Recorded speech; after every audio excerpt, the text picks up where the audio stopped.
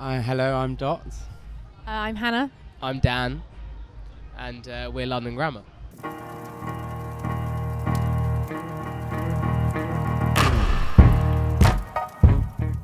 I think all three of us were listening to different things. We've got really different influences sometimes, and like a few sort of artists that we cross over on.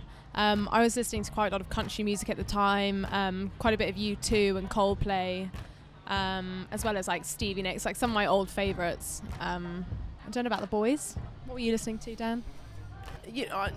Again, like lots of different things, and I think there was a lot of sort of cinema soundtracks or films that we liked to be watching at the time, like Interstellar and Hans Zimmer soundtrack for that, and another film called Into the Wild and the soundtrack for that. So lots of different things. I think making If You Wait was obviously it was a different experience because we were kind of new to each other most of all, I think. So we were learning so much about because we didn't really have a blueprint of what we wanted to sound like or anything when we started making If You Wait. And it was only really when we made Hey Now that we kind of thought that maybe that's like the aesthetic to apply to everything going forward. So this one was difficult because it's like everyone obviously says it's a difficult second album. You go in and you try to not think about the pressure of the fact that people are actually going to listen to it, but ultimately that is there.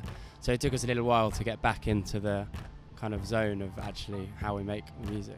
Usually we kind of fill out a song. It depends on the song actually, because sometimes we don't necessarily have to fill it out because maybe the music's come first and then the lyric works around the music, and then those ones we kind of tend to fill out less, whereas the ones that are often harder I think are the ones that sort of come on the piano. They're like a full song, and then we kind of have to work out how much we're going to fill it in with other stuff. So with Oh Woman, Oh Man, Hannah probably wrote the song in its sort of basic form. Must have been maybe 2 years ago now. It was one of the first songs that she'd written for the record, and we demoed it like in my house, and it was a difficult one then to take to another level at that point. It's like once you have a demo, that's great, but we obviously needed to improve it, but that seemed to take some time, and it was a lot of back and forth. And then we went into the studio with Paul Epworth, and he kind of helped us work on it, and we developed it from there with him, and what he added was amazing for sure, and really, really fleshed it out in a way we didn't really see as being possible at the time.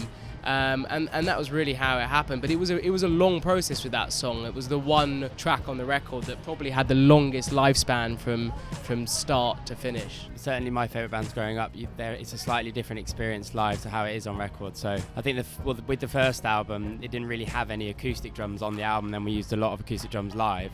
And then this time we kind of tried to incorporate some of that into the actual making of the album. So I think we just try and ultimately we are just trying to deliver the record, but it's maybe in a slightly different way sometimes.